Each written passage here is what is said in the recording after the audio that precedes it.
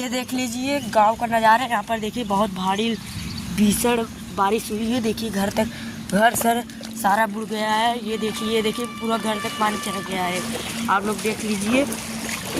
देखिए जौनपुर में बहुत भारी बारिश हो चुकी है। इधर देखिए और इधर देखिए, इधर घर है, मकान है, सारा डूब गया है। और इधर देखिए ये सब देख सकते हैं आप लोग। और आगे चलिए आप लोग को दिखा रहे हैं इधर पूरा नज़ारा। आप लोग बने रहिए। ये देख सकते हैं, अभी आप लोग देख सकते हैं इतना बड़ा ऐसा आप लोग कहीं नहीं देखे। देखिए मंदिर है काली माता का। और इधर देखिए पूरा एकदम बारिश से भर चुका है। अभी आगे चलते हैं आप लोग को अंदर का दिखाते हैं। इधर देख सकते हैं आप लोग, इधर देखिए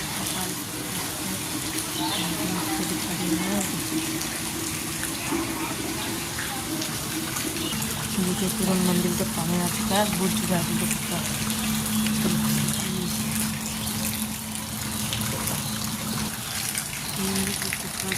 पानी के